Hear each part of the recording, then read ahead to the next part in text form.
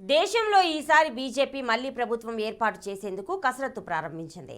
ఇటీవలే తెలంగాణ అసెంబ్లీ ఎన్నికల్లో 8 సీట్లు సాధించిన కమలం పార్లమెంట్ ఎన్నికల్లో 17 స్థానాలు గెలవాల్సిందేనని పట్టుపట్టింది. ఇందులో భాగంగానే ఇప్పటికే 17 స్థానాలకు అభ్యర్థులను ప్రకటించి ముఖ్య పార్టీలకు కౌంటర్ ఇచ్చింది.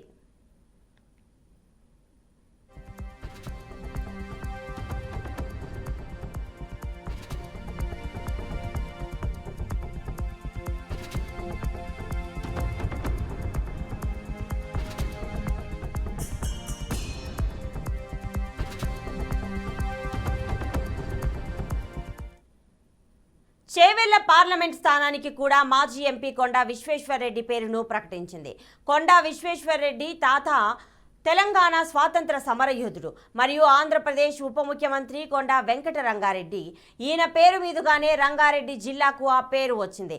విశ్వేశ్వర్రెడ్డి తల్లి మహారాష్ట్ర మాజీ ప్రధాన న్యాయమూర్తి జస్టిస్ జయలలిత.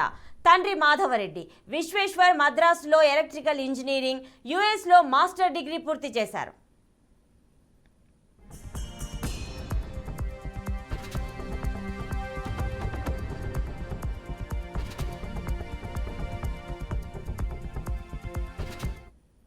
రెండు 2013లో కేసీఆర్ రాజకీయాలకు ఆకర్షితుడై బీఆర్ఎస్ కండువా కప్పుకున్నారు. 2014లో బీఆర్ఎస్ తరపున పార్లమెంట్లో అడుగుపెట్టారు. 5,13,000 ఓట్లతో గెలిచారు. తర్వాత గులాబీ దళంలో ఇమడలేక కేసీఆర్ తప్పులను లేవనెత్తి 2018లో పార్టీ నుంచి బయటకు వచ్చి కాంగ్రెస్ పార్టీ తీర్థం పుచ్చుకున్నారు.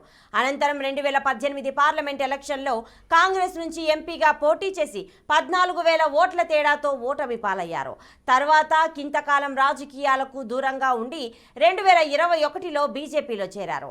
అప్పటి నుంచి కమలంలో యాక్టివ్గా ఉంటూ పార్టీ కార్యక్రమాల్లో పాల్గొంటున్నారు. కొండాకు పార్లమెంట్లోనూ మంచి పేరుంది. ఇక సమావేశాల్లో ఆయన హాజరు శాతం 95%. ఆయన పాల్గొన్న చర్చల సంఖ్య 68.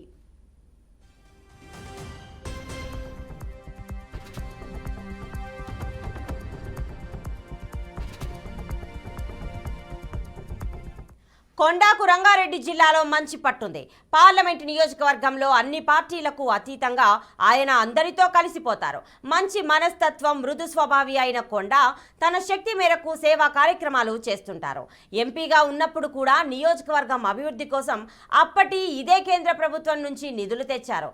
తాజాగా చేవెళ్ల కాంగ్రెస్ సభలో కూడా సీఎం రేవంత్ రెడ్డి కొండా విశ్వేశ్వర్రెడ్డి పేరును ప్రస్తావించారు. ఆయన మంచి మనిషి అంటూ పొగడ్తలు కురిపించారు. నిజానికి ఆయన అందరితో కలిసి ఉంటాడని నియోజకవర్గ నేతలు అంటున్నారు. ఈసారి కొండాను ఎంపీగా గెలిపించి పార్లమెంటుకు పంపుతామంటున్నారు.